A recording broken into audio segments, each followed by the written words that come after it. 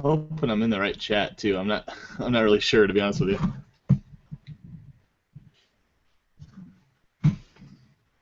I just typed in there. Can you tell me if you saw it, Chris? I'm not in the expert chat yet. Oh, okay. All right. I'm still trying to get there. It told me I had an error. Okay. So I see a live button on the top right. I'm going to go ahead and assume that we're on air. So Hello, everybody. stop talking shit about me, okay? Just make sure you keep all your bad words that you were just saying to me So we're live about here. Yeah, me. there we go. Yeah, exactly. All right. Well, why don't I? Okay. All right. So you're in the chat now too, so we can both kind of keep an eye on it now. Let's go ahead and get rocking and rolling right into it. We're here for the the third major now. God, the time is 145th flying, Open man. Championship. It feels like it was just yesterday that we were just starting the season and the swing season, and we were seeing all the rookies take down tournaments left and right. Man, what a time to be alive. Yeah. So, talk to me first. The first question I have is, tell me how you're adjusting your strategy this week for the major. Are you going to play the Millie Maker? What are you doing different this week than you normally do? Well, I tried going in a bunch of it was 25-cent satellites last week to get into the Millie Maker. I missed out by it was literally like 3 points on like 50 lineups. So I didn't end up getting Grace fallen. I think maybe 2 place spots ended up costing me. It was on Sunday. So I'm only going. I think I got about 5 tickets for Millie Maker this week. So I'm kind of hand doing those lineups, using Fantasy Fanatics for everything else. For their lineup builder. Just Awesome. been heavy into that for 2 days straight now, and really kind of looking for the flatter payouts with those, kind of going in the $1, the $3, the $4 booster, and the $5 tournaments is the ones I'm looking at with a little bit of payout structure than the Millie Maker. It's really close to a winner take all, I guess you call it, because I mean it's $1 million for first and dropping down. I think it's 150,000 for second. So I mean it's you really got to hit it like a lottery ticket on that. So how about yourself? Yeah, that's a great point, and I'm going to actually be completely fading the Millie Maker. I like you played a couple of the low buy-in satellites like I usually do. Obviously, with the 2 majors being so close to each other between the U.S. Open and now, I didn't have a whole lot of chances to try and rip off tickets. So I, after a couple weeks, kind of just said I'm gonna go ahead and fade it. The prize structure, like you said, is a real turnoff for me. Seeing that high of a percentage of the prize pool go to first, just too much variance there. I think I'd rather take my $33 and enter 10 lineups or something in the birdie, Yeah. and call it a day. And for those of you out there who are building building a bankroll, I would very strongly suggest that you consider reviewing payout structures in the different tournaments that you like to play from week to week, and don't assume that they're the same every week, because there have been a lot of weeks where the $3 birdie, for example, has that really top-heavy payout structure, and some weeks it doesn't. So. Definitely something you have to keep an eye on, and definitely something you have to adjust your strategy for. So, so tell me, you said you got 5 or 6 tickets or so you're gonna enter in the Millie Maker. Yeah. So tell me how you're approaching that. Are all 5 of your lineups gonna have some of the same guy, or you're gonna really diversify those lineups? How are you gonna handle the 5 you've got? No, for those 5 that I'm hand doing for the Millie Maker, what I'm going to do is I've narrowed it down to a few core guys, and I'm going to build. I think I've got 4 of the same guys in almost every single lineup, and then just a little bit of diversification between the last 2. I think actually it's probably closer to 3 that are the same between all of them. It starts with McElroy. I'm on McElroy this week, so I've got 4 of him out of those 5, and then one of them I just tried to go completely contrarian and try and go to each of those zones where I did the other one and take a guy that I don't have or I think is going to be low owned versus a guy that's going to be popular. Whether I'm totally for that guy or not, I'm taking that chance, because you look at the lineup sometimes that win these things and you're like, well, I didn't even consider that guy, or I didn't even look at him, or I didn't like him, so I didn't take him. So this week I'm kind of changing that and trying to get as many guys as possible. Okay, I like that.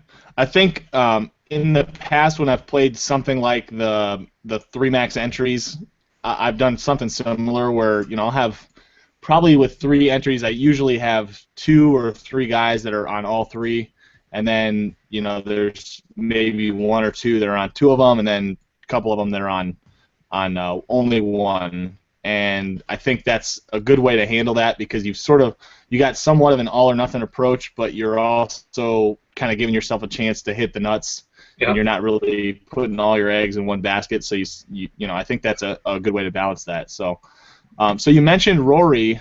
Why don't we go ahead and get right into it? It sounds like he's going to be your favorite this week at the top. Tell me why that is, and if you're going to consider rostering any of these other guys and some other GPPs, or what's your strategy there? Yeah, so I guess I was kind of on all four to start with. I like all four. I think they all got the upside of winning. Jason Day kind of scared me with that possible rib injury. I think that was today, maybe earlier today or yesterday afternoon. You kind of seen that. Looks like he's dealing with it, but that always scares me. I don't know how many people that's going to scare, but kind of, I guess, not fading him. But out of the 50 lineups that I'm doing outside the Millie Maker, I think I've only got him about 5%. So I just wanted a little bit of exposure to him. DJ, I think, is going to be top two, top three highest owned guys this weekend. For good reason. He's won back-to-back tournaments, U.S. Open. If he puts on a total driving clinic like he did or like he has been, I think he can contend again this week. But I just think because of that because of the possible high ownership, it's got me going to Rory, who is actually my favorite for that reason. Also a few others.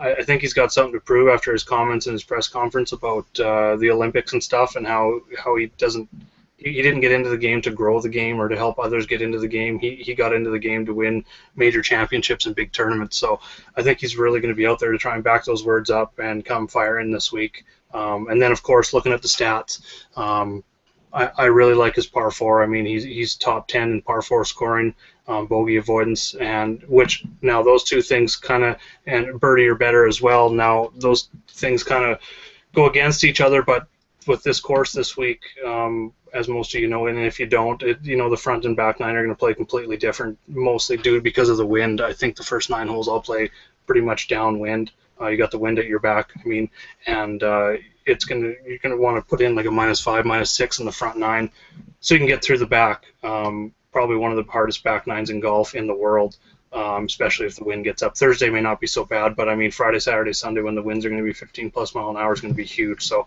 bogey avoidance is something I'm looking at. So definitely like Rory there as well. Awesome. So I agree with you in a lot of fronts. I am not so sure about the Jason Day injury. I still am not really sure whether I need to adjust to that or not. As of right now, I'm planning on not, just because we've been in this situation many times. Many times before, yeah.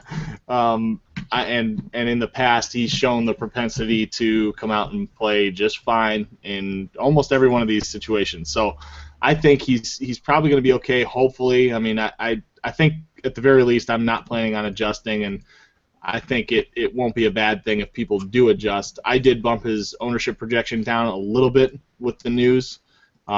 He's still going to be, let's see, where is he ranked?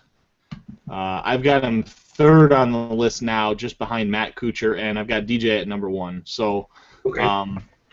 I definitely think that DJ is going to be the popular option. A lot more talk on Adam Scott than I thought. We'll get to Adam Scott in that kind of second tier in just a second. But I agree with you on Rory McIlroy. I talked about the fact that last time he missed a cut in a major, he went ahead and top 25, 10 majors in a row. I think that he's not the type of golfer that's going to miss a cut in a major, especially a major like we saw in the U.S. Open at Oakmont, which to me I think is a little bit of an extenuating circumstance. I think that's not that doesn't play to Rory's benefit on a course like that, where there just aren't birdies out there.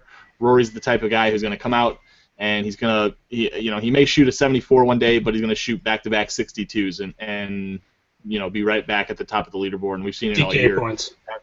Yeah, exactly. I mean, that's the way he's been.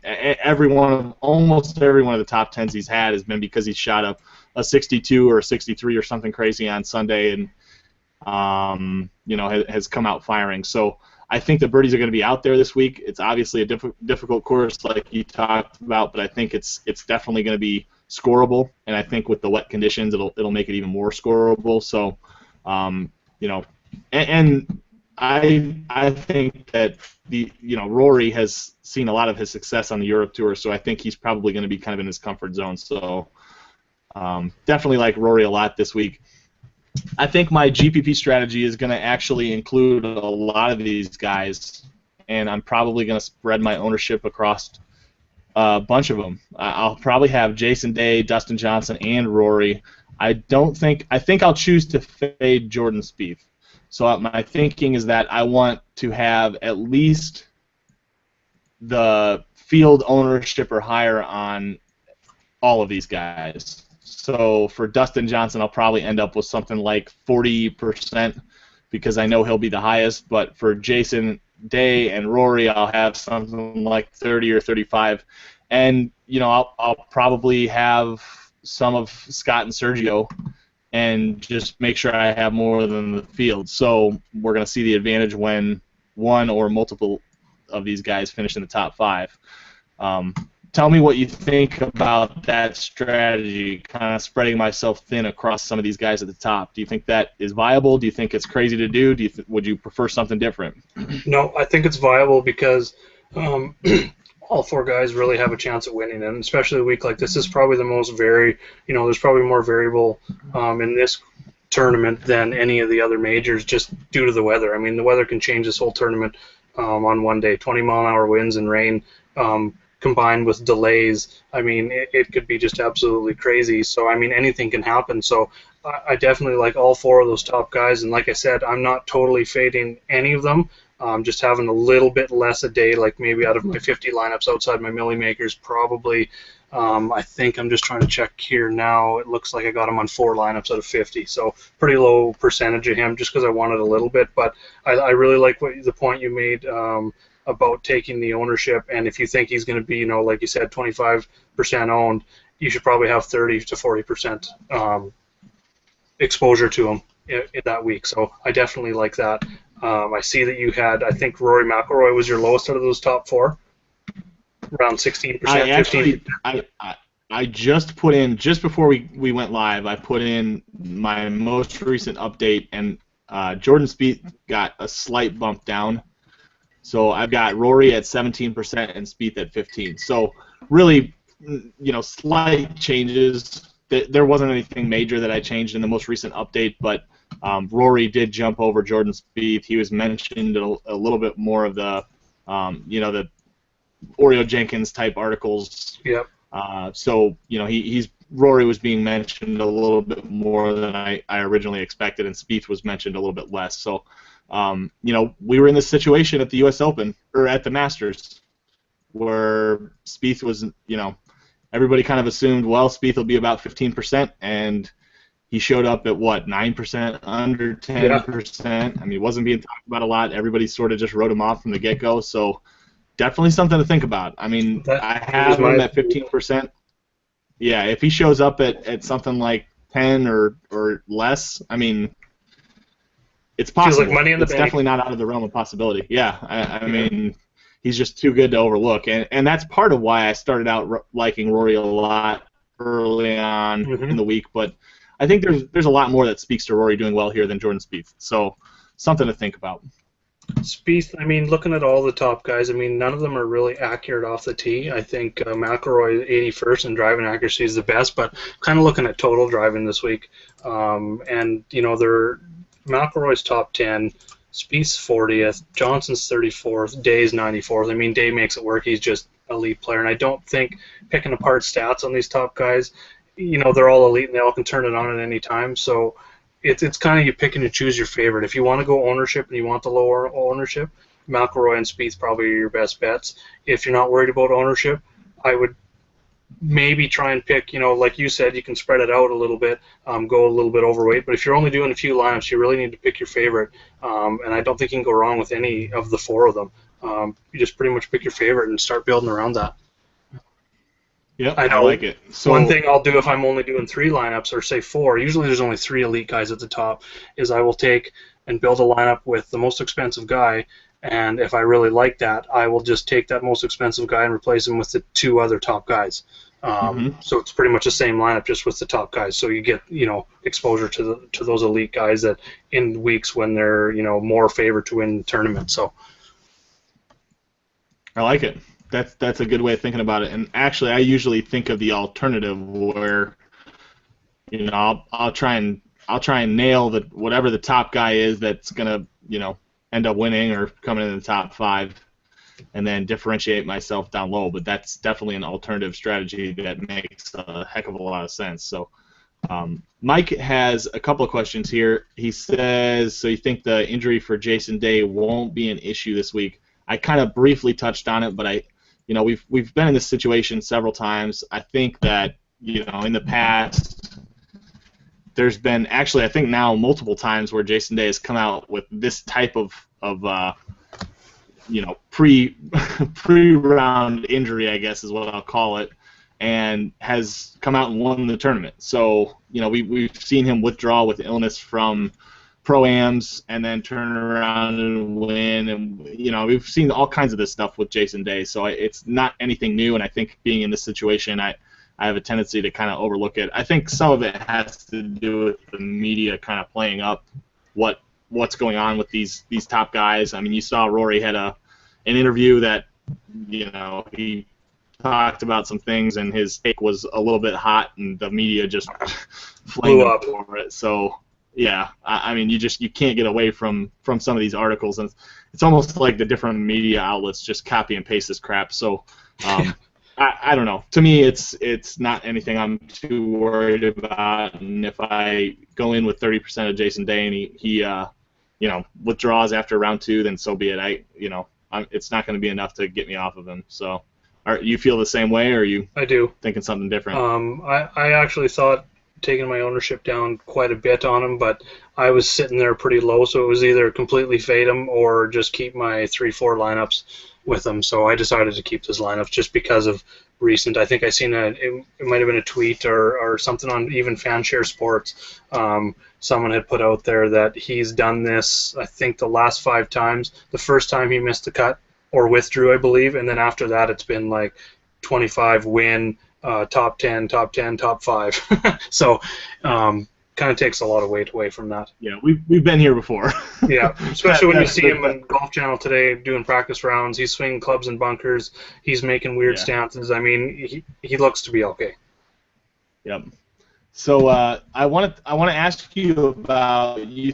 So you said you would have something like 5% of Jason Day. So let me ask you about your theory on having less ownership than the field on Jason Day.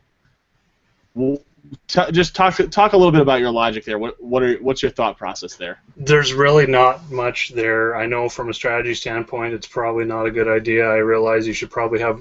I've always, since I've changed to GPP strategy, if I feel a guy's going to be 10%, I want like 15 to 20% of them, or vice versa, and so on and so on. So it's more of just having a little bit of exposure, and really his lineups.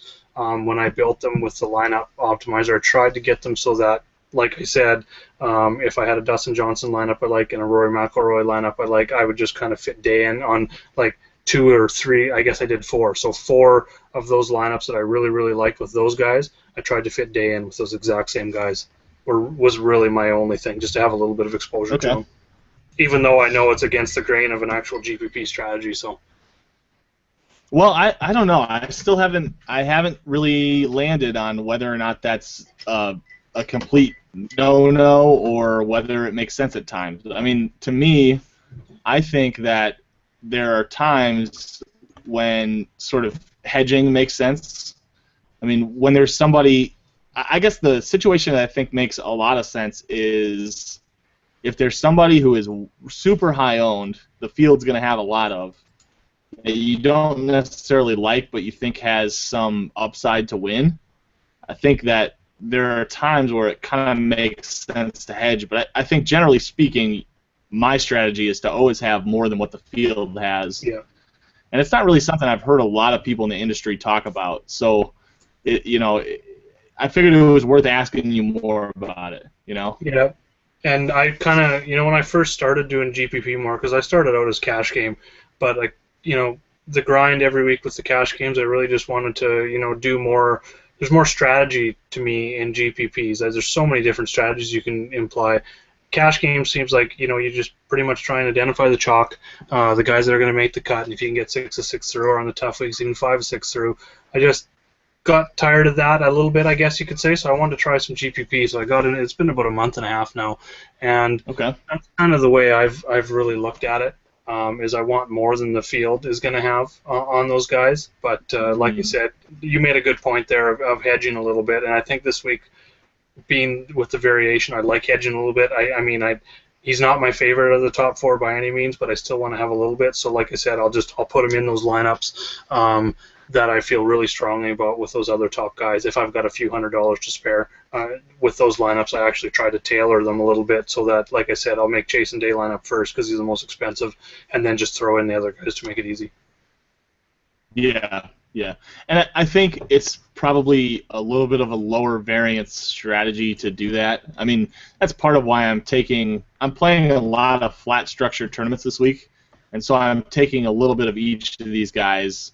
And I still there could be some viability in this situation of taking Spieth, but I think on a week where he's going to be 15% owned or less, I'm probably not too worried about that. But if this was a week where Spieth was going to be 35 or 30% owned, I think it may make sense to take 5 or 10% and just hedge your bets a little bit. Yeah, totally see that for sure. And no, that's all I had on that. Sorry. All right. Well, let's go ahead and drop down. We spent a lot of time on those top guys, but I think that was a really valuable discussion because some of these things, especially taking lower than the field ownership, that type of stuff, it's something that I don't think is necessarily solved, and I don't think there's necessarily a right answer either. I think there are situations that merit both. So definitely a good conversation. Yes, let's drop down. So. Sorry, you made a good point there. I mean, strategy in golf is almost. I mean, MLB, I play a lot of MLB too, and GPP strategy is pretty complex there, but golf's even more. There's way more variation, so that's kind of the fun part that I love about GPP is just coming up with a strategy for the week and going with it. This is the first week I've done 50 lineups.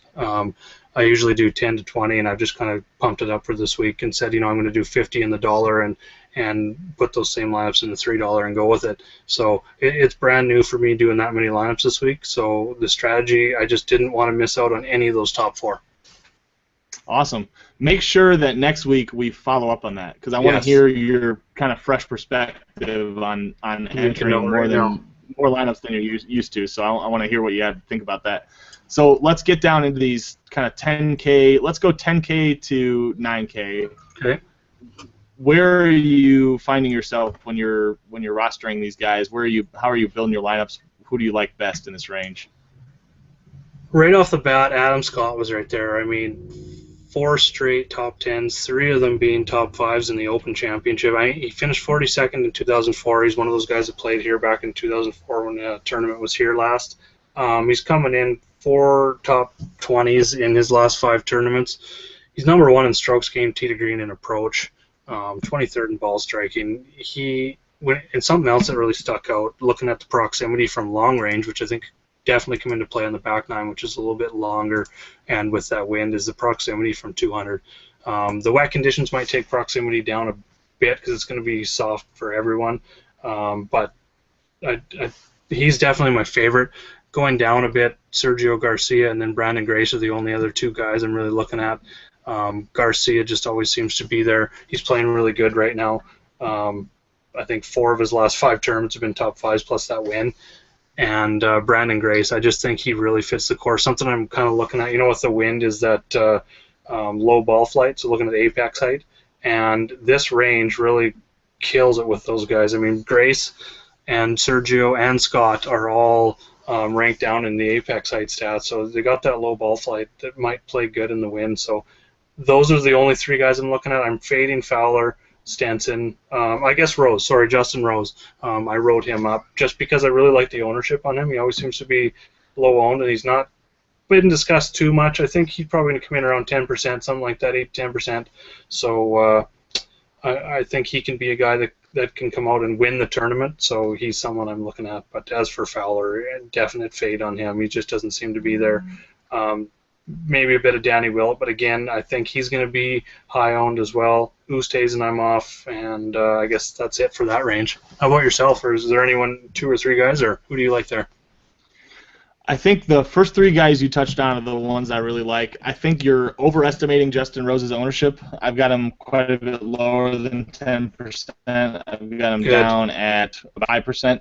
So I could be wrong. I mean, sometimes you see these guys kind of pop up, but I think this is a week where you're going to see a lot of people cluster, and with Brendan Grace being right next to Justin Rose and Danny Willett, the Masters champion, I think they're going to take up quite a bit of his ownership percentage.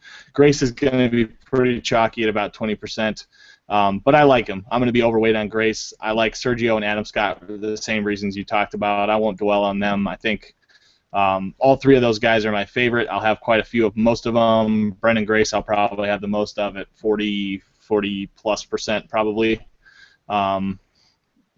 Just to try and give myself a little bit more weight on him than the field.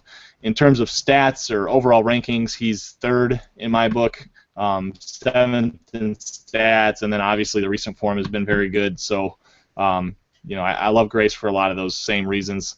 I really don't think I'll be on too much of anybody else in this range. I talked about Lee Westwood in my GPP video. Lee Westwood has been very good in majors, particularly this year. But I don't have a stat in front of me, but he's, I think, 9 for 10 in majors in the last 10 majors he's played. Definitely a cash game viable option, I think, in my mind this week.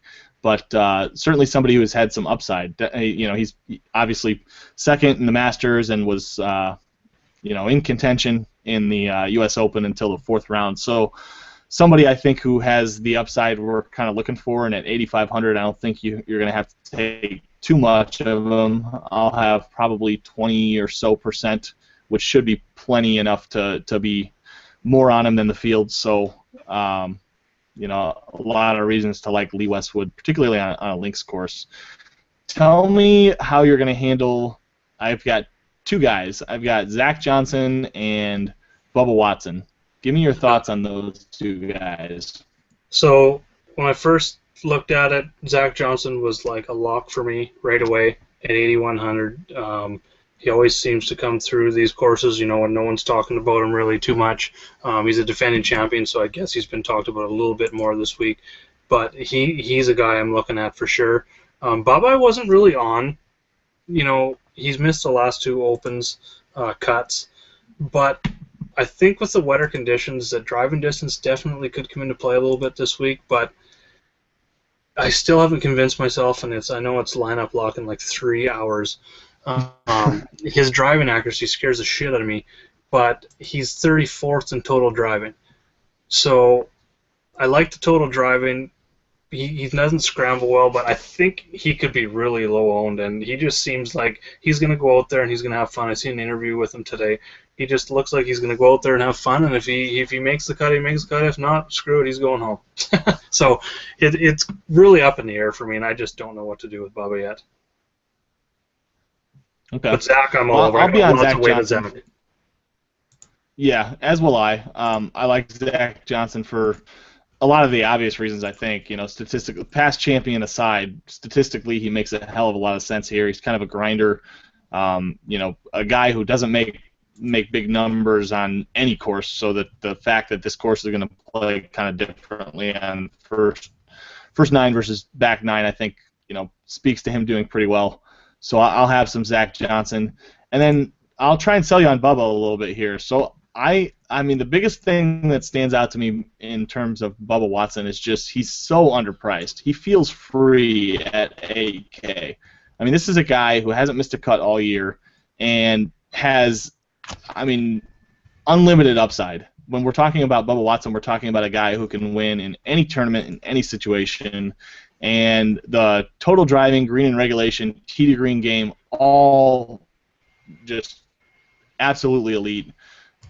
to me, I think Bubba Watson makes so much sense on this course. I think that, obviously the driving accuracy can be questioned at times, but Bubba has also shown the ability to club down, surprisingly. This is true. Especially recently.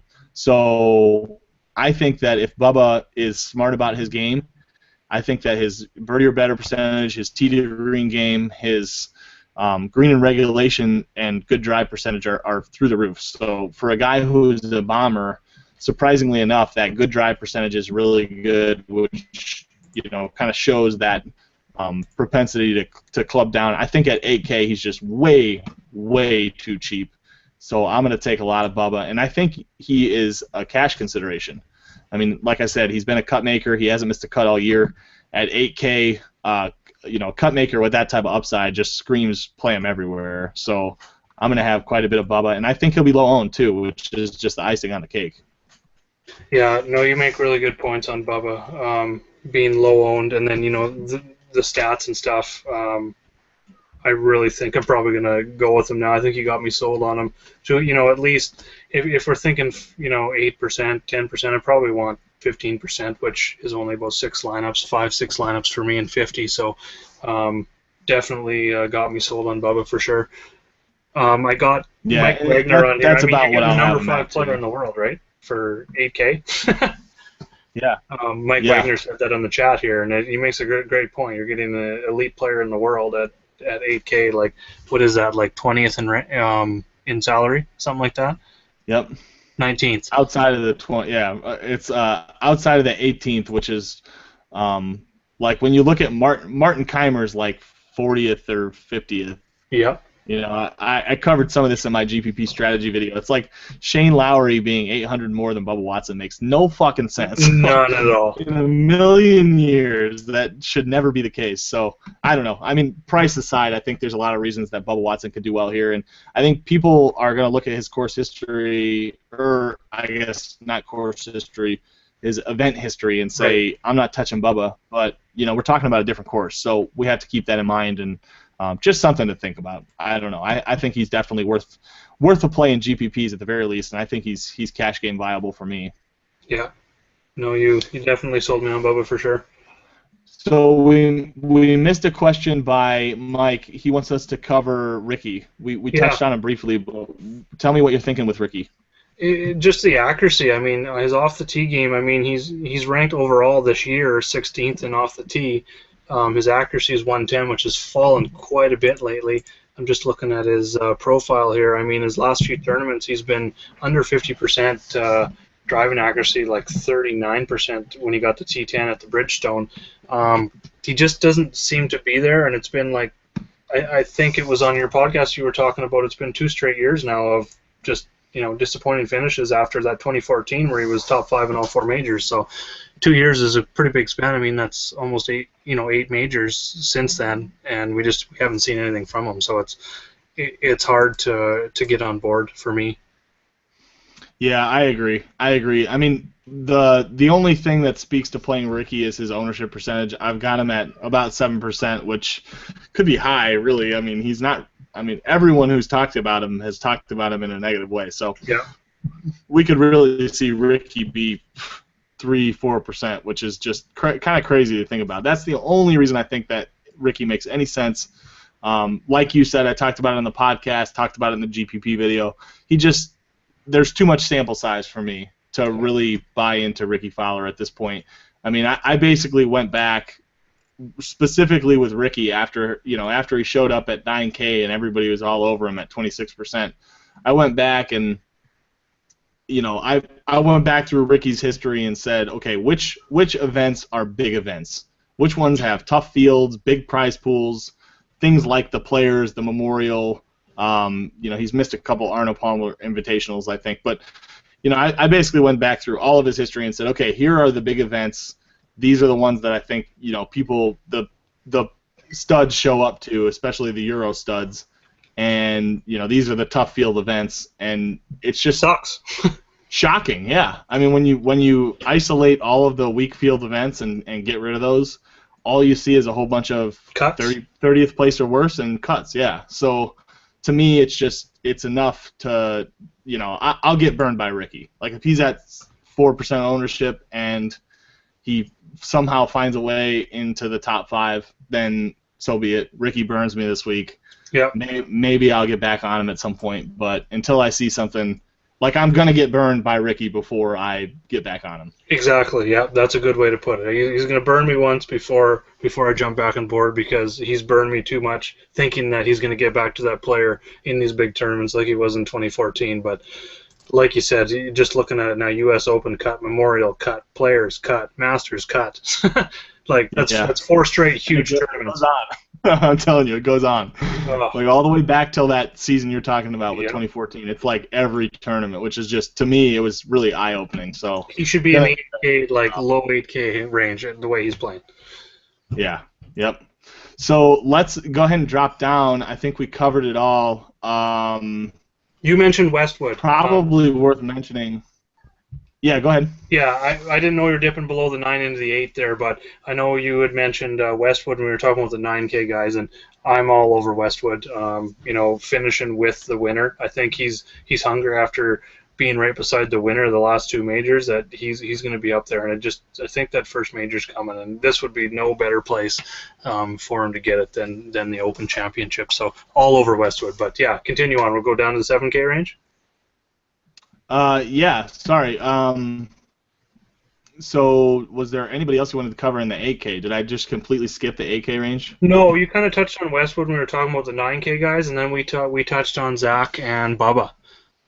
So I guess we talked about Keimer a little bit and how he was more expensive, but we didn't talk about Matsuyama, and that's a guy I'm really interested to hear your take on. I don't know if I missed it on your podcast, but I just haven't had a really good feel for him. He's got 2 top 20s, a top 10 in his last 3 Opens. He's a ball striker. He's got some good long proximity, when you're looking at that 175-200 range. So, there is some proximity there. But his scrambling is horrible. It just seems like around the green. He's good from the sand, but his scrambling is not good at all. I'm really favoring scrambling guys this week and around the green when looking at the strokes gain metrics. And he's awful in both, so I can't really get a good feel on him. So I've got him almost as a fade, but not completely. He's kind of like the day, I guess, where I don't want to completely get burned by him. It's not like the Rory situation, or sorry, not Rory, Ricky situation. Yeah. I've got a few shares. I don't know if I should completely fade or go up on that. What do you think? Should sell me on him? I won't sell you on him. I don't Good. think. I'm gonna be fading him. I think that makes a good situation. I think that's the type of situation, though, that we talked about a little bit, where it kind of makes a little bit of sense to go under, where, you don't love a guy, he could be high-owned. Hideki has a tendency to be higher-owned probably than he should, I think. The part that really concerns me the most is that there's some speculation that Hideki is battling a hip injury. He took a couple weeks off after the Players. I don't know if you remember. It sounded. I can't remember if he withdrew early, or I believe he withdrew from a tournament real early. Like he didn't even show up at the event right after the Players. Yeah, and since then he's had 2 missed cuts and a 42nd place in a non-cut event, which I think had 60 players in the field, or even less maybe. But hasn't performed well since he's taken that time off. So there's a lot of speculation out there about the fact that he could still be battling a hip injury, which scares me.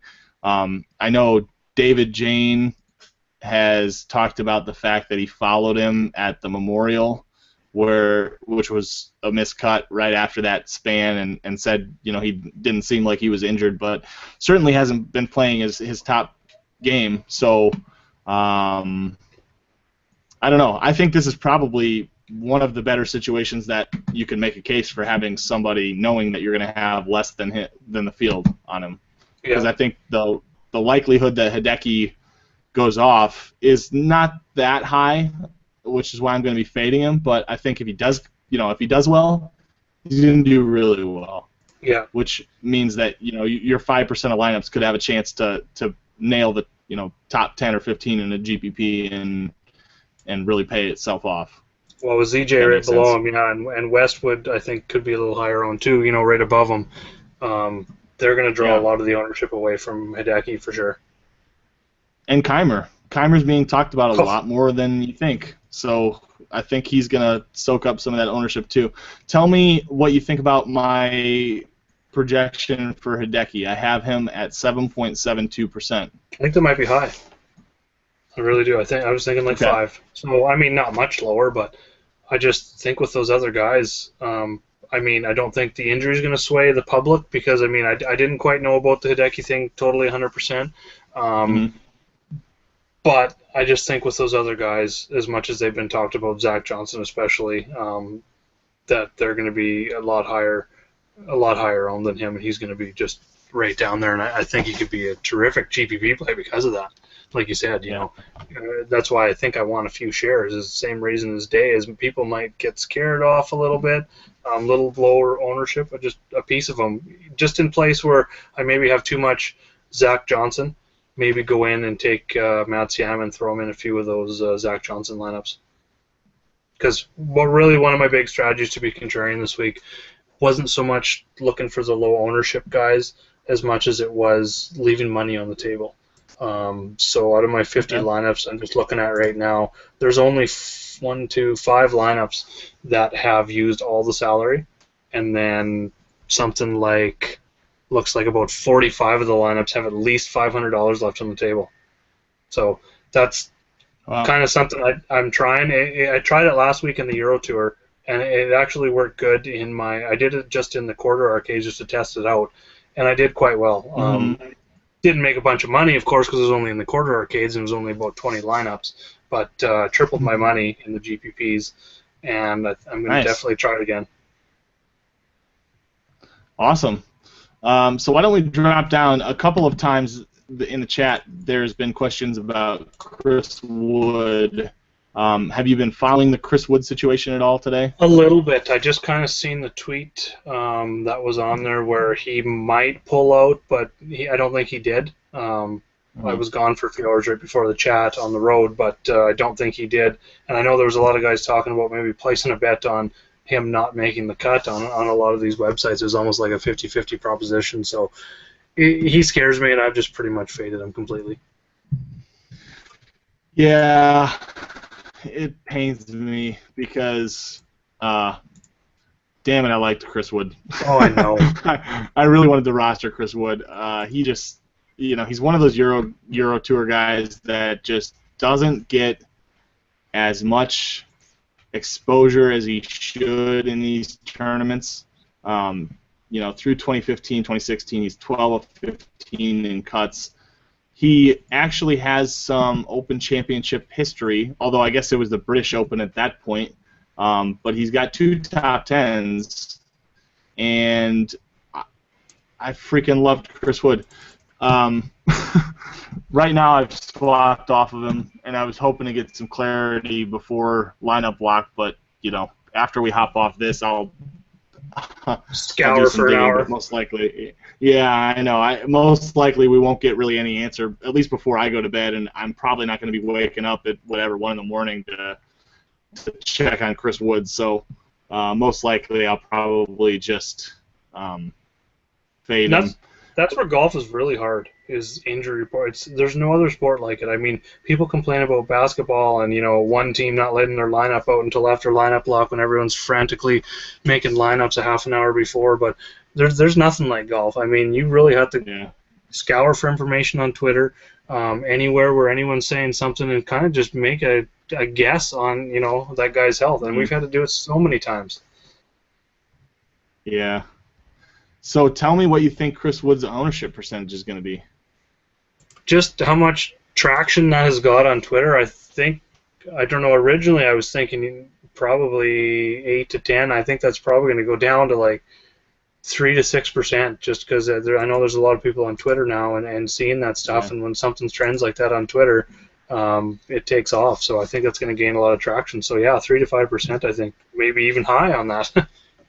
That's high, I think, because I had him at about 6 or 7%, I think. If you have my old projections, pull it up, see what I had. But I bumped him down because these Euro Tour guys are always lower than you would expect. Chris Wood is not a household name. Got him at 5 So originally.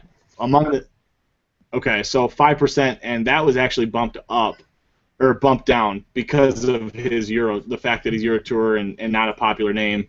You know, when you get a guy like Chris Wood next to Jim Furyk, Brandt Snedeker, Matt Kuchar, and Russell Knox, nobody's landing on Chris Wood, at least the general public. So I did bump Chris Wood down initially, but I think that I've got him at 1% after the news. I think probably everybody backs off of him, but damn it, I want to play him. And I can't decide if I want to throw in like 7% of him or so and just, hope that he finds his, Yeah. 24 hours, heals his neck, and he finds his game. That just seems doesn't seem that likely, though. When it comes to injuries this week, this seems like a week where injuries are going to piss guys off because there could be delays, and with the delays, comes more of, maybe it helps. I guess I want to get your take when I'm done here, but it could help because, you get more time to stretch it out, but I just think stopping and having that delay and then getting back to golf for maybe, 4 or 5 holes and then maybe another stoppage type thing, I think that could really affect the guys that are battling these small little injuries, could really just get at them and really, hurt them more this week than any other week, especially on the Open where it's, you're on a links course and it's going to be 20-mile-an-hour winds and rain. Yeah, I agree. I mean, they're going to be out there doing battle, and on that type of course, I mean, shit, think about the last time you played 18 holes on a really difficult course that was in shitty conditions. Like, was drunk. I'm not the best. Yeah, I mean, I was probably sober, but I'm not in the best shape of my life. But Yeah. I was damn sure tired and not feeling great at the end of it, Oh. And these guys play 4 rounds a week. So I agree with you. I think that's a good take. Somebody mentioned Alexander Noren, so tell me what you know about him and your take on him.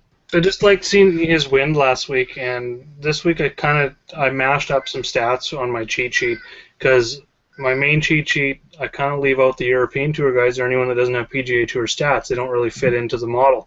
So it doesn't really weight them correctly. So I really wanted to change things up, and I did another one and combined just raw stats like driving distance, accuracy, all the stats that the European Tour has ready and available, and put them together, which gave me about another 30 golfers. And Noren was one that stood out. I mean, he's almost 70% in greens and regulation, and he's one of the best scramblers in the field as well, like almost 60% in scrambling, which is, I don't have it ranked because it didn't work in the spreadsheet. It really pissed me off. But I think it's right around top 10, top 20 in scrambling. So just his form, he's coming in, feeling good with some confidence coming off that win. So he's a guy I'll ride for sure. And again, like you said, the European Tour guys maybe a little bit lower owned. Even with that win on the European Tour, how many people are paying attention to the European Tour playing these tournaments? So I guess we'll find out, but I'm thinking like 5 to 8% kind of on Noren. Yep, I agree. I think 5% is... You had him at 5. Actually, right now I have him at almost exactly 5%. I didn't adjust him at all. That 5% was a little bit of a bump, actually, from what his raw projection was, just because of that win. Usually the week before I give a little bit of an adjustment to the guys who go off. But he's right next to Rafa Cabrera-Bello, who is going to be nasty high-owned, probably 15%. Going back up, though, I do want to touch on the 2 guys I like the most in this 7K range. We kind of breezed by them, but Matt Kuchar and Charles Schwartzel. So both of these guys in the 7K range I freaking love. They're so easy to get into lineups. Yeah. Matt Kuchar is free at 7,800. I mean, I don't know what the fuck he's doing at that price point, but it's not where he belongs. No. My theory on this is that the Vegas odds know that Matt Kuchar is not a winner, and the Matt Kuchar odds to win have been adjusted downward because of that. So when DraftKings copy and paste their odds into the spreadsheet that they have that spits out the salaries, then Kuchar's lower. And that's the only thing I can think, because the guy is just a top 10 machine. He's just statistically everything is good. I mean, and recently he's been a top 5 machine. Of all the guys on the list, in terms of just raw stats, Kuchar's number 1. He's 6th in recent form. And in course history, which is just a rank based on courses that aren't the right course, he's 72nd. So I don't really care about that. I mean, Matt Kuchar stands out in a huge way, so I'm going to have a huge pile of him because he's going to be popular. I have him as the second highest owned guy at about 26%. Charles Schwartzel, though, in a similar right, I think has the consistency and upside that we're looking for in GPPs. And, God, at 7,800, he's really inexpensive and going to be lower owned than Kuchar. Just got news recently that he switched to PXG irons or PXG clubs coming in. I think they're irons, but I don't know exactly what all clubs he switched to PXG, which is really unprecedented. I mean, a year ago, a guy switching clubs going into a major would have been like headline news. Just the most batshit crazy thing that anyone's ever done. Yeah. We've seen a lot of guys play these PXG irons and see big swings in their game in the right direction. Zach Johnson is one of them who has really turned a corner this year compared to last year in terms of a lot of his statistics. Billy Horschel is a PXG player. We've seen him win this year. A lot of the guys playing PXG are really adamant that PXG is just, far and away the best club to play. I think, to me, it gives Charles Schwartzel a little bit of a bump based on what I know about PXG. But at the same time, we did see Zach Johnson struggle a little bit when he switched to PXG in the beginning of the year. So there could be some downside.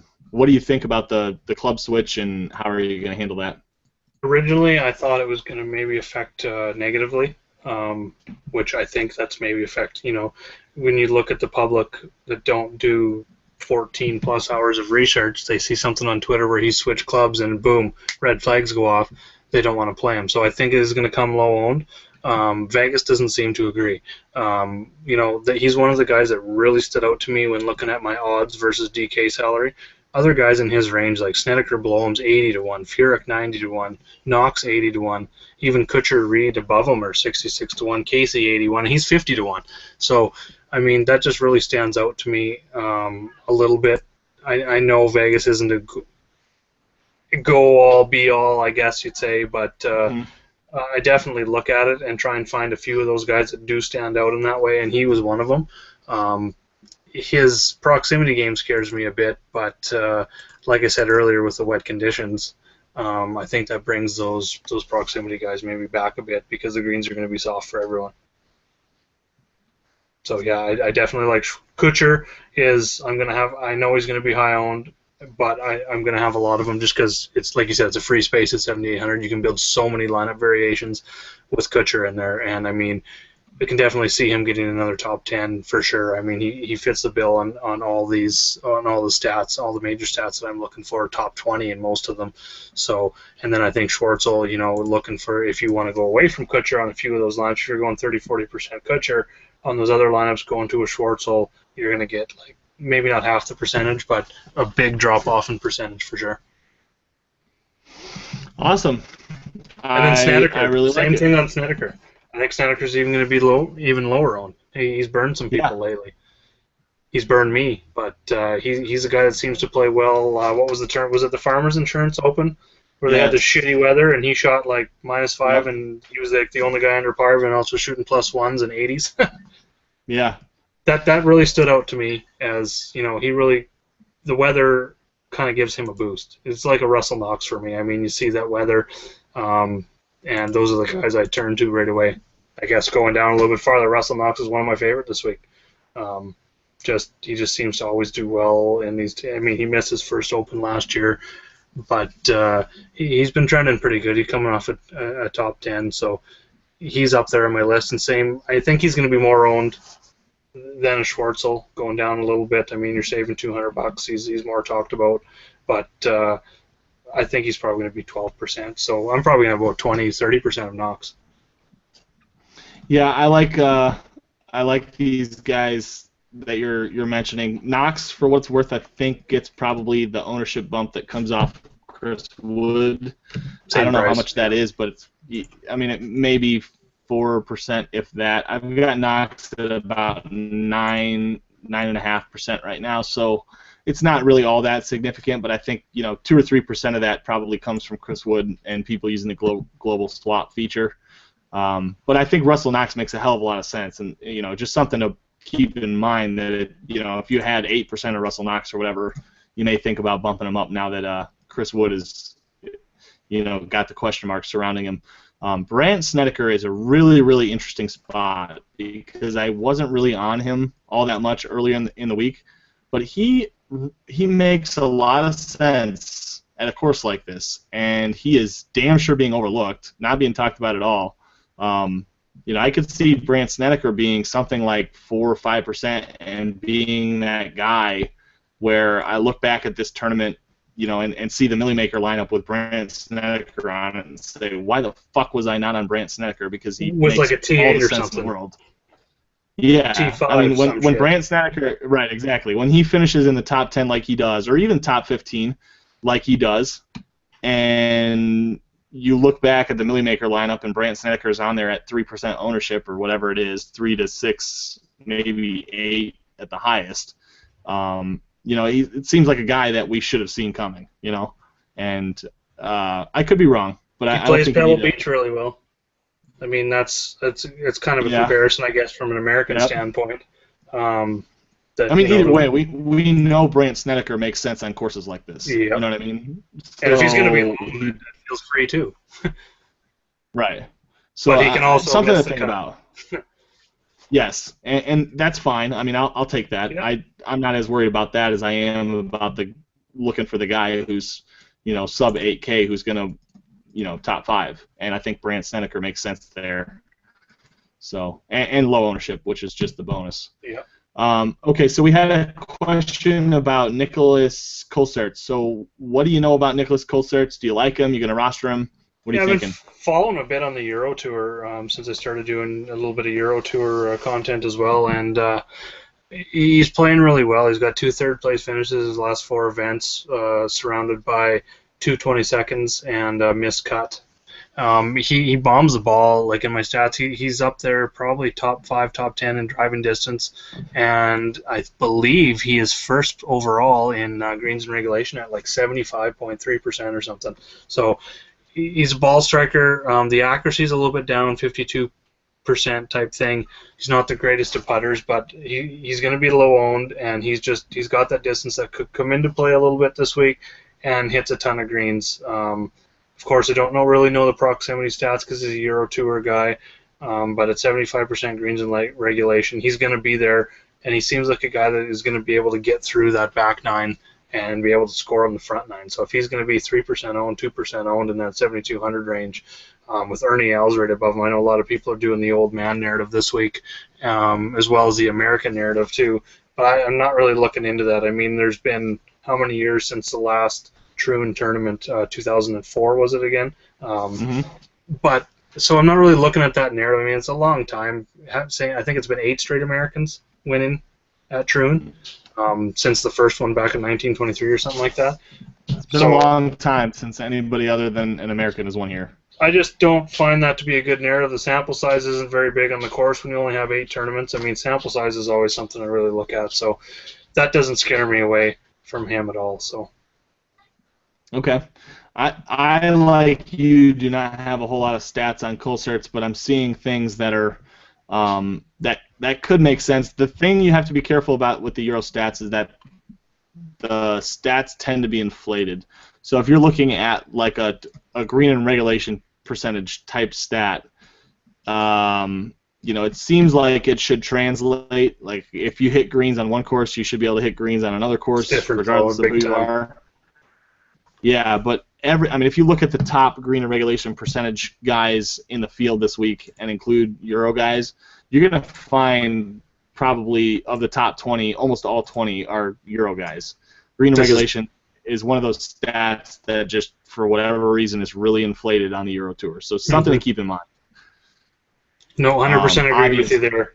I remember early on in the days, Zach Woods had got me onto greens and regulation. I know he used to hate greens and regulation altogether. So I totally understand that. It really sucks. I hope someday we have the stats that we have on the PGA Tour, because I love stats, absolutely love it. So I think with the DFS game and stuff like that, I think they're eventually going to get there. But just going off of what we have, I think he may be a fit for the course and low ownership. But definitely great points there. Okay. So we've spent tons of time, and I'm realizing now that it's already been an hour. So why don't we? Holy shit! I know. We'll cover this 6K and 5K range kind of together. Talk about maybe a couple of your favorites in each range. Sure. Yeah. So I guess he's just above the 6K range is Francisco Molinari. I like him a lot. He's made 4 straight cuts at the Open. He's coming off of 2 top 10s in recent form. He's great around the green scrambling, so he just seems like he's going to fit really well on these courses. He's on the PGA Tour. He's ranked 13th in par 4 scoring, so I like him a lot this week. Talked about Alex Noren. I think he can come off, his win last tournament and bring that in. Kevin Kistner going down to the 6,700. He's really been trending in the right direction. He played really well early on. Did good in the WGC, I believe, in February. Kind of fell off a little bit since, so his stats are a little bit overinflated from those fall tournaments that he played. But he's been trending with a 10th and then a miscut, 49th and then a 16th. So I think his game with the accuracy, he can score birdies. He's up there in proximity, so he's one of those proximity guys, and he's got a lower ball flight as well. He's one guy I'm looking at.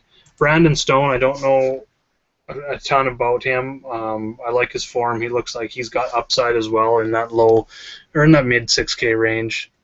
And then I kind of dipped down quite a bit. I'm not playing cash games, but if I was, Kevin Na would be in there. He doesn't really have the upside for me for GPPs at the Open Championship, but he makes a ton of cuts and always seems to be there and scratch through.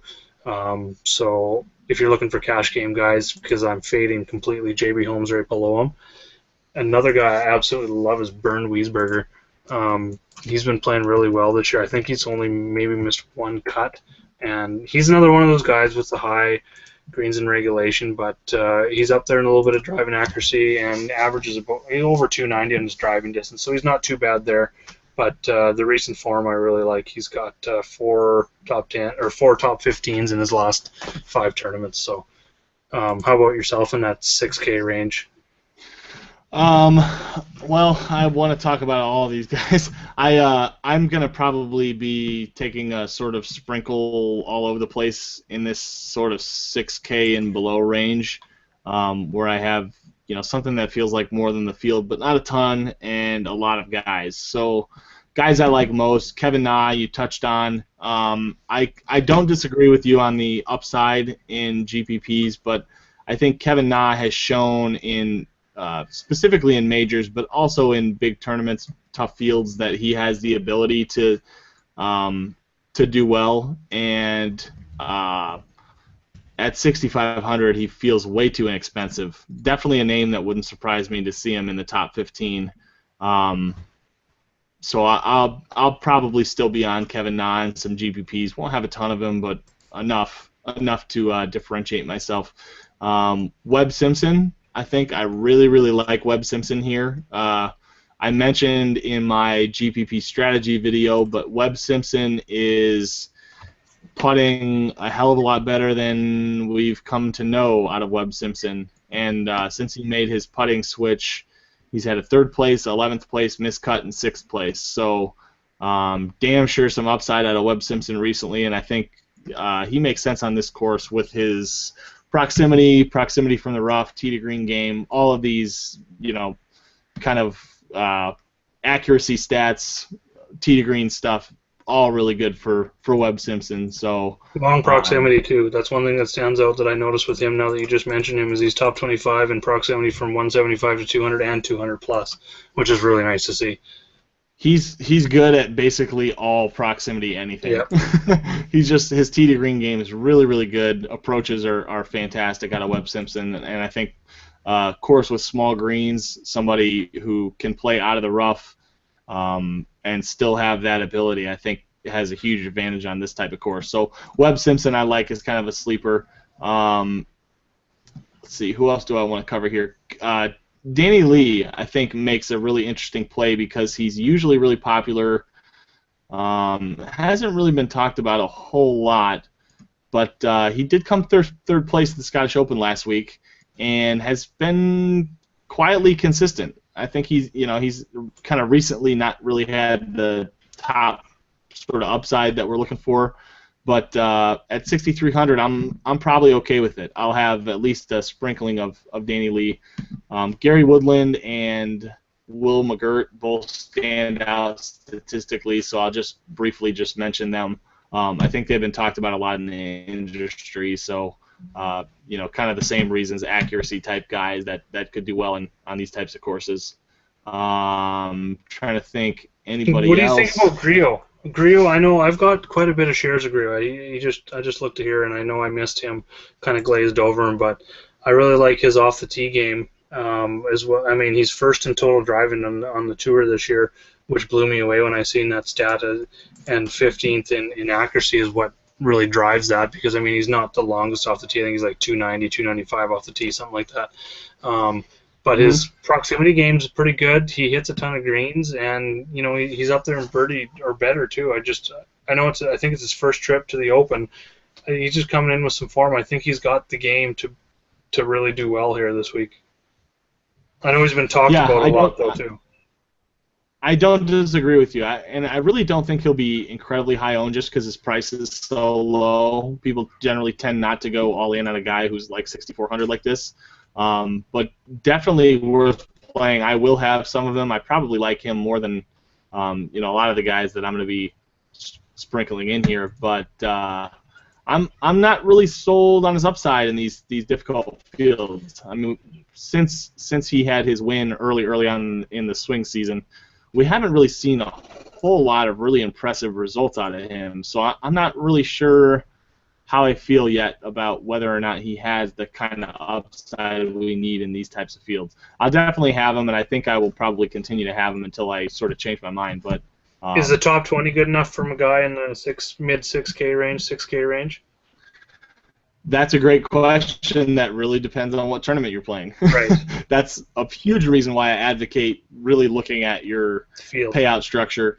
Yeah, I mean, for me, playing something really flat like the $3 birdie, I think so. I mean, for a 6,400 guy, it's 66 in salary. Yeah, you're not in love with him finishing top 25, but you're probably profitable at that point. Not on the Millie Maker though. No, I mean in the Millie Maker you can say goodbye. It's so top heavy. You got to have guys in the top 5 to really do anything. But that's a perfect example of where you need to be thinking about what you're. If you're going to take 50 lineups and put them into the quarter arcade and then put them into the Millie Maker, you're doing it wrong. Yeah. Because one of them may be profitable and one of them may not be. And most likely, especially if you're new to this, the one that's going to be profitable is going to be the quarter arcade and not the Millie Maker. Yeah. So I don't know, something 100% to think about agree. there. So we had a question. I forgot what it was though. What was it? HV3 and Shinkwin. Okay, so let me touch real quick on HV3. Sure. I think he is a really good example of a guy who doesn't really necessarily fit the course, but skill and talent-wise makes a lot of sense at his price. I sort of compare him a little bit to Bubba this week. I think Bubba is really underpriced. Doesn't really make a ton of sense on paper with his kind of history and sort of what we know about Bubba, but I think at the price he makes sense to take. And I think Harold Varner, especially as a rookie, makes a lot of sense as somebody who could have the upside we're looking for. I mean, he's been on a really great run of golf, played extremely well all over the place, and somebody I could see doing well at this price point. And you don't have to have much of him. I mean, Harold Varner is going to be kind of a boomer bust play. So if you have 5% of him and he does something crazy like third place or win, you're really differentiating yourself a lot. and it's going to put you in a good spot in GPPs because there won't be many other lineups with somebody like a Harold Varner. Mm-hmm. And then the other guy is Callum Shinkwin, who I don't really know anything about other than he's going to be high owned. So if you know anything about Callum Shinkwin, I'll let you take this one. I don't know a whole lot about him. Like you said, he's been talked about a lot this week. 5,400 is pretty good. So I've got I think two of the 50 lineups. I wanted to get a little bit of them, but what stood out to me when looking at his raw stats of the combined Euro PGA is he's a 300-plus driver, 65% driving accuracy, and he hits almost 70% of greens, which I guess, like we talked about, the greens and regulation isn't that great, but that's nice to see when a guy's got the total driving, and then you have the greens and regulation. He's a great ball striker for 5,400. There's no one else in this range when looking at the raw stats like that ranked that high in all three of those stats for ball striking. So he's definitely someone that stands out in that 5,400 range that I'll put in. I think I've got him, the two lineups that I tried putting him in, I tried to go with two of the top guys. So like Rory and DJ or Rory and Spieth kind of thing. And he was one of the guys that I turned to just in that low range. I wasn't really concerned about the ownership. I was just looking for a 5,400 guy that really stood out in the stats for me. So he was definitely that guy. Yeah, I mean, the thing about Shinkwin, the little I do know about him is that it feels like just an overreaction form. I try actively to sort of reduce my reactions to especially Euro Tour results. We've seen these guys come overseas and play the big events with the PGA guys and struggle, especially early on. To kind of put this into perspective, Callum Shinkwin is 65th in the money list on the Euro Tour. So a guy like this does not really feel like he has the upside that I'm looking for in GPPs, especially knowing that he's going to be. What do you think his ownership is going to be, Chris? Being at that 5,400 range and just knowing how flat the field, I guess the salaries are this week, you can build a pretty balanced lineup of really good high-end guys, especially guys that have strong names. I'm thinking, this is tough. 3 to 5%, and maybe on the high 8, I guess you'd say, so more like 5 to 8. I guess I would probably guess for his ownership, just because of how much he's been talked about in articles and stuff as a sleeper and stuff. But I just think it's not going to get that high, just because of most of the lineups we're going to see are going to be in that balanced area, and there's not going to be a whole bunch of the stars and scrubs. Okay, you could be right. I have him at 7% right now, so I don't think you're far off. I always get concerned with these types of guys because he's been talked about so much, and I see from week to week it's very common that there's a kind of cluster effect down low where the ownership is just incredibly low on everybody, and then one or sometimes two guys soak up all of it. So you see something crazy like 10 or 15% out of these guys sometimes. So it wouldn't surprise me to see something like 13% show up come lineup lock tonight out of Callum Shinkwin, just because he's been talked about a lot and he's that sleeper kind of guy. So something to keep in mind. I don't know that that's going to be the case here. I think 7% feels at least reasonable, but going to be higher ownership percentage at the very least. Yeah, he could definitely. I wouldn't be surprised if he was sitting at 12 to 15% for sure, just because you're looking at this range and there's a lot of the Asian players on that pretty much we've never heard of, or most people haven't heard of, coming from these other tours and stuff. You got Marco Mira down there, Darren Clark. I just think just how much he's been. I won't be surprised to see him at 15% if that happens. So. Yeah. Totally agree with you there. Alrighty. I don't have a whole lot to add. I do want to mention Colt Knost. I think he statistically sort of stands out to me. I think he's a guy that I'm kind of hoping his ownership is going to be low because he was if I'm not mistaken, he was a late addition to the field. Yeah, he was. I don't know. I think Colt Knost stands out to me, especially at this price point, especially in this price range, and statistically, I think he makes a heck of a lot of sense. So, he's played well in bad weather too. So he's yeah. I hope he's low owned, just like you said, just because he's a late addition and a lot of people made lineups early kind of thing in these big tournaments. So I hope so because he's one of the most accurate guys on tour. Do you think he has like top 10 upside, or where do you think his upside really realistically is? I think top 10's pushing it. More like top 25 finish, and I'll take that at 5,900, below $6,000 in a lineup. Where I can fit a Knost and another low guy. I like Matt Jones this week.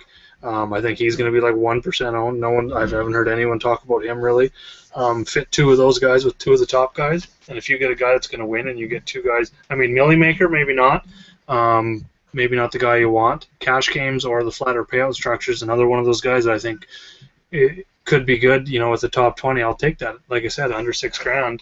If I've got the winner and my other top guys say a top 5, I'll definitely take a top 20 at Knost. Yeah, we saw him finish third place at the Players, which a lot of people I think have probably forgotten by this point. Yeah. He finished third place at the Players and fourth at the Byron Nelson, both of which are pretty decent field strength, particularly the Players, obviously. So I don't know. I don't know that he really has top 10 upside, but I think it could be there. We've seen him do it before, so it's hard to say that it's not possible. Yeah. Likely or. Is it more likely that he finishes top 10 than misses the cut? I don't know. Probably doubt it, but definitely a viable play. So you and I have to make a head-to-head lineup here. So we've been talking with Eric, who obviously couldn't be here this week. The past few weeks, Eric has been taken down by Chris in... I don't know. What do we call this little contest, Chris? I don't know. It started out as the Canadian of the Week, and it went to, what was it, the receding hairline last week. Receding hairline. We don't have a name for it yet. Maybe that's something our listeners can come up with. What we're going to call this contest week to week. Yeah, we'll have to come up with some sort of clever name for the theme team week to week head to head lineup or whatever. But this week. Neither you or I are prepared. That's definitely not grammatically correct what I just said. But we're gonna. So Eric says that since we're in Scotland, he wants to do a blue and wait. Why did he say blue and white? Was it because we're in Scotland? Yeah, it was the flag blue and white. So we have to That's choose. What I thought. We're only allowed to choose guys who have blue and white T-shirts in their DraftKings profile picture.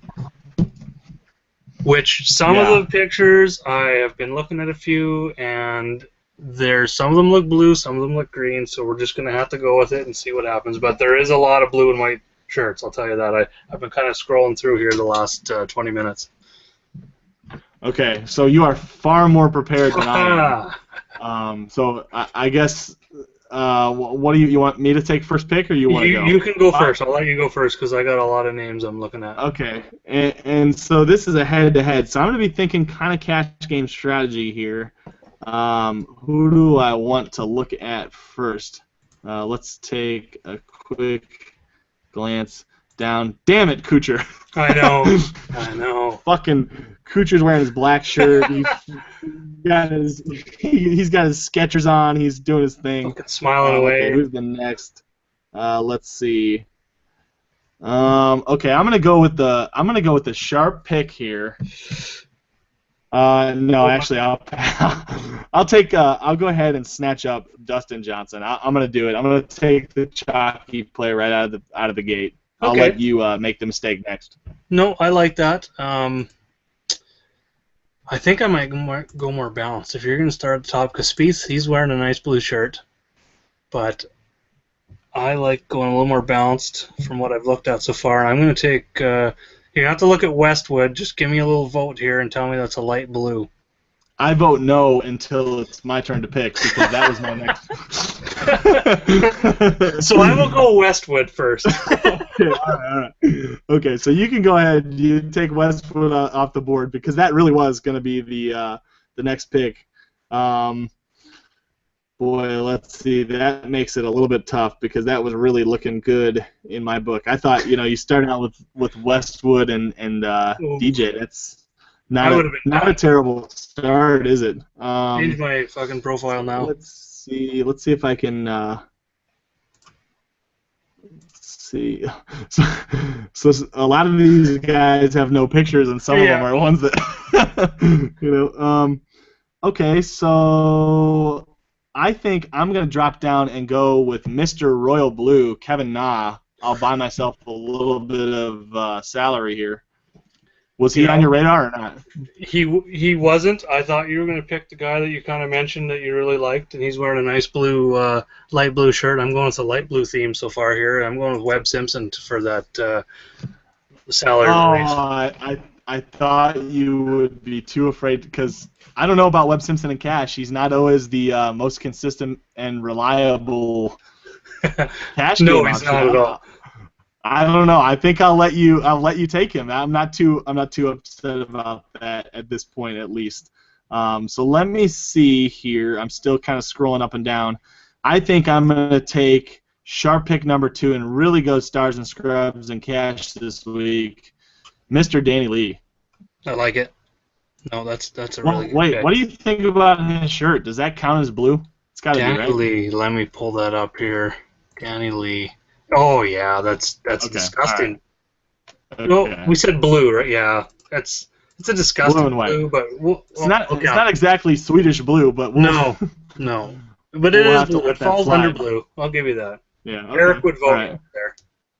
Awesome. Okay, so oh yeah, okay, there it is. Danny Willett. Okay. Yeah, I'll go with Willett at 9,200.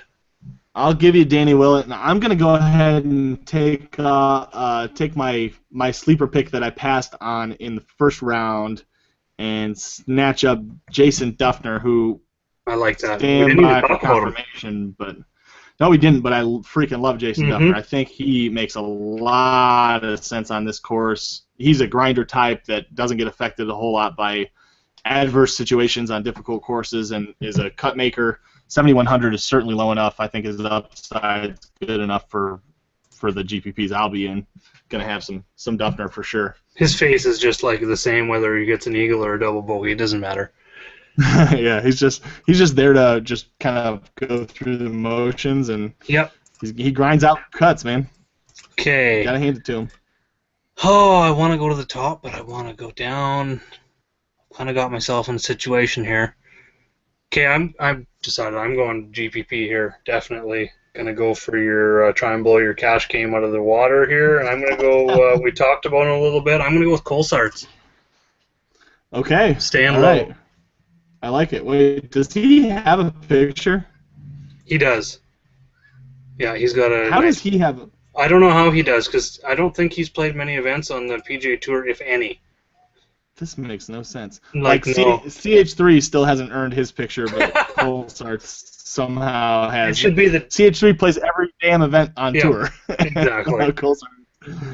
All right, so I'm gonna hopefully not get myself in too bad a situation here. The thing is, you gotta look and see who else out there in your price range has.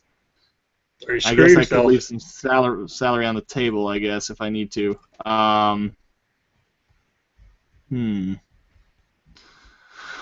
right, I'm gonna probably take a little bit of a risk here, and we will go ahead and go with well, tell me, is Sergio's shirt purple or blue? Because I could lean either way here. And I won't be offended if you say it's purple. At first glance, that is it looks blue to me. I mean, I can turn my head on my computer here and look at the laptop, and I see purple and blue. I'll give it to you, definitely. Okay. No, it's right there in the middle. All right, you're a gentleman and a scholar. I know Eric would say I'm being not Canadian right now. Well, we're not here to.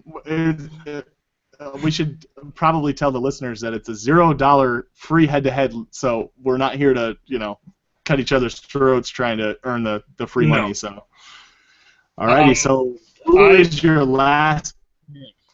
You give me I've got 2 guys left, and you give me a little bit of time to look at it and see who I can fit with blue shirts, and I will take Spieth. Okay. Going stars and scrubs. You're gonna take on the Spieth. So, what if I said Spieth's shirt wasn't blue? It's like literally the same color as Sergio's, so I'm gonna give it to you. But it's like the same purplish blue, whatever. So. I bet you could ask 100 people, and I bet you'd be 50-50. Oh yeah. There's there could be some controversy. We both get an asterisk, I think, if we win. So no big deal. All right, so I've got an interesting choice here because price range. I've got 8,100 left. I don't think it's blue. Matthew Fitzpatrick. I could go Patrick Reed. I could go Paul Casey. So I've got 3 guys here who I think I don't know about Matthew Fitzpatrick. I'll probably rule him out first. But I think Patrick Reed and Paul Casey are probably both rosterable. Mm-hmm. I think I'm going to go with Patrick Reed, and I'll tell you why. Patrick Reed was on Josh Culp Future Fantasy's list of top wind and top links players. So doesn't really seem like the type of guy who, off the bat, makes sense in cash on this scenery, but definitely has been a cut maker in his history. 17-20 this year, but was really solid the last few years as well. So I'm gonna go with Patrick Reed, and I'll leave 200 on the table and hope I don't get beat by like 300 points by you. Yeah. I like the Patrick Reed call. He's one guy we didn't really discuss too much, but I'm definitely on him. He's right up there, like you said. I mean, par 4 scoring, scrambling. So good call there. I wish I would have thought about him kind of in that mid-range. So going with Spieth, that kind of leaves me not a whole lot. So I talked about him earlier. I'm going to go for him. I got some low-owned guys in this lineup, I think. I'm going to go with Grillo. So that leaves me 400 on the table. Okay. So mine's a lot more of a boomer bust stars and scrubs. So you could just you're either going to beat me by 400 or you're going to get like 12 total points and then and be swearing all weekend. I may win money overall on this weekend, but if I lose this one, it's not going to be good. Yeah, and we'll see. Should we let Eric pick the punishment since he has no skin in the game? I guess that has to be kind of the punishment. Yep. The guy who doles out the punishment has to be the one that makes me want to win even more because I beat him the first 2 weeks, and he's going to want to punish me hard if I lose. So I'm really scared now that I've got a boomer bust team, but it's all for free and it's all for fun, and this just makes the end of this thing so much more exciting. Like, we went an extra half an hour here, and I could go on for another hour. Oh yeah. Well, that's what majors will do to you, and I think that'll have to do it. We'll be back ASAP. And is there anything else you want to talk about? Why don't you tell the people where they can find you on Twitter and all your work? Yeah, so over at Daily Fantasy Sports Rankings, you can find my article and you can get my cheat sheets there. I did the 2 this week. One of the kind of the beta version, I'm calling it mashup between the Euro and PGA. Also, we got a new chat room going over there, so I will be on for the next 2.5 hours until lineup lock if anyone wants to chat. I know most people are on the East Coast, and I'm stuck here in Central Canada. So, but I will be up having a few brews and chatting some golf until lineup lock, and then probably till later in the morning. I mean, the chat might get a little away from golf after 1, 2 in the morning, but I'll still be there. Where do we find you? You can find me at Brad Messersmith, Messer Smith, and I'm always talking golf. I'm asking these types of questions that we roll throughout this whole deal. I'm asking myself every day of the week. So I'm always talking golf on Twitter. I can't get away from it. Just love it too much. So, but yeah, a lot of fun this week. We'll recap how this whole deal went down, and Eric finally gets to get rid of Bald Stewart Sink with the tan line. That wasn't as bad as Brian. So Yeah, that's true. I think Ryan Crosby was a little bit better, but he's only got 1 week. You'll be back at you'll be back at smashing him in a head-to-head of some sort of strange secret demise, but we'll get right back at it next week as usual. So in the meantime, good luck this week. If you guys have any questions, as always, hit us up on Twitter, and we will see you guys next time. Peace out, everyone. Bye.